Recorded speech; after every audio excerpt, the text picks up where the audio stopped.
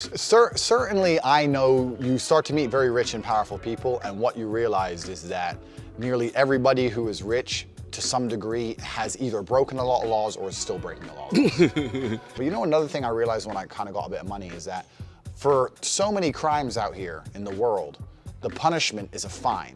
You know, it's some kind of financial... Oh, gain for the system. Yeah, it's some kind of financial punishment so the system gains. But there's also another flip side to that, which means if you have unlimited money and the punishment for said action is a fine, there's no punishment. So the point is that fines are a socioeconomic crime. So what they do with a lot of laws, when you start looking at them, is they make laws for the poor people. They're not for the rich people because they know the rich guy doesn't give a fuck.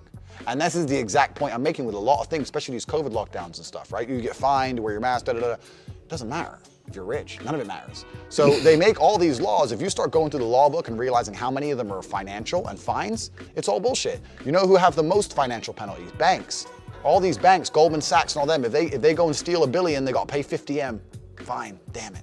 It's all good. You know what I'm saying? I remember reading a story like that, and I was like, yo, what's a big famoose. I was like, yo, how are you going to sit here and make it public knowledge that they stole more money than the fine? I was like, how is this even... Yep, that's the game. So once you get some money, you realize that at least 70 to 80% of the legal code... The people are just so distracted is what it is.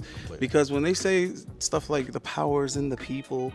I mean, it sounds cute and just something you throw around. No, that shit's real. It is because if that information is public and it's a particular bank, right? Let's say it's Chase Morgan or something like that. It's easy for everybody that has a Chase Morgan to say, you know what? We're boycotting. We don't want to bank with you anymore unless the people dictate. You know what I mean? That's why they keep us distracted. That's why they keep us distracted and they keep us divided. And that's the two things they do. And it's kind of like another thing about, you know, having a bit of money, because I'm not that rich, but I'm rich enough now, and I'm rolling in probably the highest echelons of society. I'm sitting in Dubai with a bunch of boys with 100 million, 200 million, 300 million. And another thing that really like clicked in my brain is when you use money to make money, which is what a lot of rich people do, what you're actually doing is you're robbing the wealth from the lowest member of society, the lowest area of society, and you're turning it into something useless. So you have people out here on the street sweeping streets, right? You're robbing their work, their effort. You're stealing their effort, and you're turning it into more numbers on a screen for some guy who doesn't need the numbers. It doesn't need that much. It doesn't even need it. So like a lot of the stuff they're doing is purely evil because they're genuinely stealing the hard work of people who are out here on the streets and turning it into something, a commodity which is basically useless. Some stock and some bank they're never gonna fucking sell. It's really insidious and it's really criminal on so many levels, and it's not just a matter of greed. Like there's a whole bunch of examples where I've been involved in. Long story, but I was talking to some guy and he was telling me about the commodities markets and how all this kind of thing works and the price of oil and the price of food, the price of grain.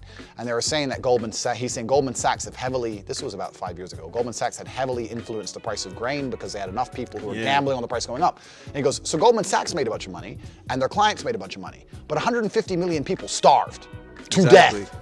Like it's crazy. Because they could use a little bit of money to sway who they need to sway. That's right. And they can make these events happen. And then they capitalize on that, and they basically charge the people for for some type of resolution. They say, basically trust in us to solve this problem, but little do you know they created the problem. 100%. And